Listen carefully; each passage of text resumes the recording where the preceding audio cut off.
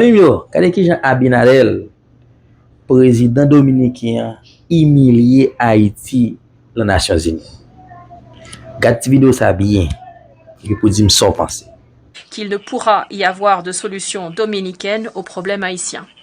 Mesdames et messieurs, n'attendons pas que la prochaine mise en garde soit la chronique d'une tragédie annoncée. Abinader Corona, président de la République dominicaine, je prie le protocole de bien vouloir accompagner son Excellence.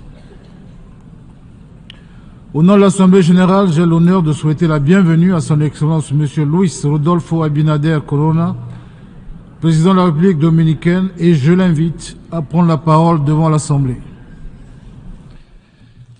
Fort pour la défense des droits humains. Chers collègues, vous pouvez, si vous utilisez votre téléphone portable, en cliquant sur l'application Google Earth, regarder l'île d'Hispaniola depuis l'espace, l'observer depuis l'Espagne, et vous verrez qu'elle est divisée en deux. D'un côté, la République dominicaine, territoire vert et florissant. Nous avons en effet su préserver nos ressources naturelles. L'autre moitié de l'île d'Hispaniola, elle, est desséchée. Comme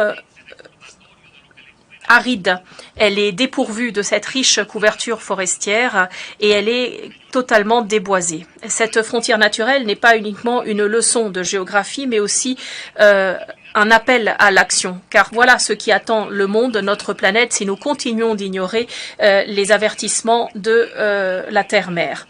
Mesdames et messieurs, Haïti n'est pas uniquement victime d'une tragédie environnementale. Le pays est également confronté à une instabilité politique et sociale qui pourrait menacer toute la région.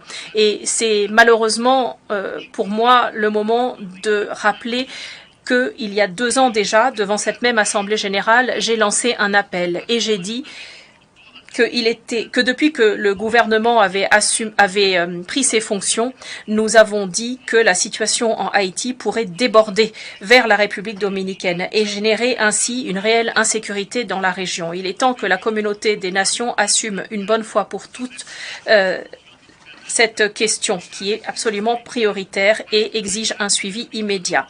Et je voudrais aujourd'hui me refaire le héros de cet appel et rappeler que depuis un certain nombre de choses se sont passées. Il y a un petit groupe de particuliers haïtiens qui s'est lancé dans la construction d'un canal qui permet le transvasement illégal des eaux du fleuve d'Arjabón en violation des traités frontaliers entre la République dominicaine et Haïti. La communauté internationale doit savoir que le fleuve d'Arjabón trouve son origine à Loma de Cabrera, qui se trouve dans le territoire de la République dominicaine. Et sur ces 55 kilomètres, il parcourt le territoire dominicain avant de déboucher dans la baie, avant de se jeter dans la baie de Manzanillo à Montecristi. Il n'y a que 2 kilomètres de ce parcours qui se déroule en territoire haïtien. Et c'est sur ce petit morceau du fleuve, du côté haïtien donc, que le canal est en train d'être creusé. Les informations dont nous disposons montrent qu'il s'agit d'une manœuvre en faveur du contrôle de l'eau de la part d'une petite élite économie politique qui doit être ici condamnée. Ce projet n'a jamais été officiellement communiqué au gouvernement dominicain et aucune documentation sur l'envergure du projet, son impact environnemental, l'identité des bénéficiaires finaux n'a été communiquée. Nous avons toutefois pu obtenir quelques informations et d'après notre analyse, ce sont des centaines de familles d'agriculteurs dominicains et haïtiens qui seraient directement concernées si le canal devait être construit. D'ailleurs, il y aurait aussi un risque d'inondation du parc industriel de Codévi qui se trouve 300 mètres en dessous du niveau du canal. Sont également menacés 19 000 travailleurs haïtiens ainsi que les habitants des villes frontalières de Dajabón et Juana Méndez. comme si ce chantier ne menaçait pas déjà suffisamment la lagune de Saladillo, qui est l'une des principales zones humides de la République dominicaine. Depuis avril 2021, notre gouvernement a demandé aux autorités haïtiennes à plusieurs reprises de stopper la construction unilatérale et illégale de ce chantier ou de cette œuvre, de ce canal. Le gouvernement haïtien lui-même a rappelé qu'il ne s'agissait pas d'une œuvre gouvernementale, mais qu'il n'était donc pas possible d'arrêter le chantier en raison de la crise que traverse le pays. La situation est aujourd'hui très délicate à la frontière. Alors nous ne souhaitons pas d'affrontement avec le peuple haïtien, bien entendu, mais nous devons nous défendre face à ces acteurs qui aujourd'hui menacent la sécurité de leur gouvernement, de leur peuple et de leur pays, évidemment au détriment des ressources hydriques. Monsieur le Président, le problème haïtien n'est plus entre les mains de Haïti. Il est aujourd'hui entre les mains de la communauté internationale. Et c'est la raison pour laquelle nous nous associons pleinement au discours très responsable du président des États-Unis, M. Joe Biden, prononcé hier en cette enceinte. Le Conseil de sécurité doit autoriser au plus vite la mission de sécurité prévue par l'ONU. Le Conseil de sécurité a déjà adopté 3 résolutions importantes qui mettent en place un régime de sanctions qui permettent de lutter contre le trafic illicite d'armes et qui appellent à la création d'une force de police multinationale qui doit aider la police nationale haïtienne dans le contrôle du territoire. J'aimerais remercier le Kenya pour son geste solidaire important. Le Kenya s'étant proposé pour prendre la tête de la force multinationale.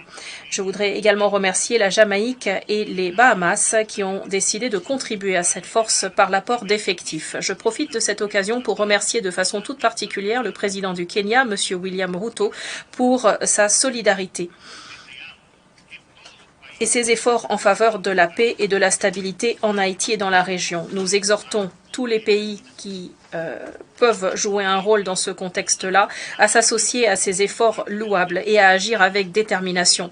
Ce qui se passe en Haïti est un effondrement de l'ordre public par l'action d'éléments criminels incontrôlables qui n'ont aucune revendication politique ou idéologique à faire valoir.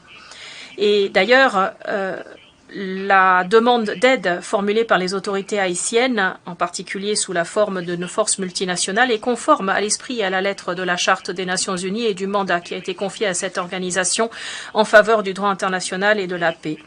Il est évident que le processus de pacification en Haïti doit prendre la forme d'un nouveau pacte social et politique. Et dans ce contexte-là, je crois qu'il est important que la CARICOM, via son groupe de sages, puisse assumer un rôle de premier plan, en particulier afin de négocier un accord politique qui permettra de donner la plus grande légitimité à la force multinationale et qui permettra aussi la tenue d'élections justes, libres et transparentes. Dans ce contexte-là, je voudrais reconnaître les efforts déployés par M. Andrew Holness, Premier ministre de la Jamaïque.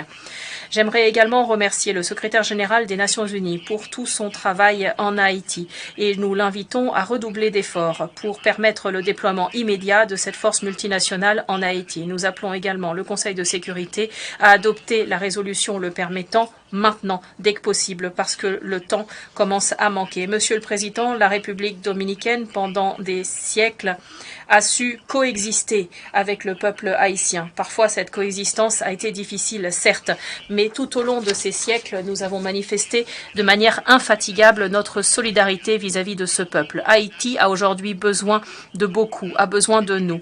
Je voudrais répéter que nous sommes prêts à manifester toute la solidarité nécessaire avec le peuple haïtien, mais nous n'oublierons pas non plus que notre principale mission est de défendre les intérêts du peuple dominicain. Nous l'avons toujours fait, nous continuerons de le faire. Et je peux vous assurer qu'il ne pourra y avoir de solution dominicaine au problème haïtien. Mesdames et messieurs, n'attendons pas que la prochaine mise en garde soit la chronique d'une tragédie annoncée.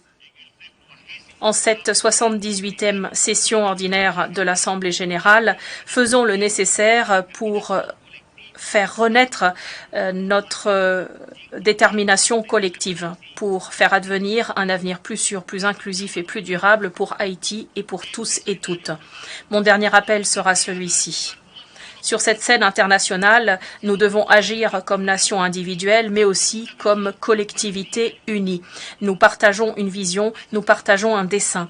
L'histoire nous jugera pour les paroles que nous prononçons en cette auguste enceinte, mais aussi et surtout pour notre action sur le terrain.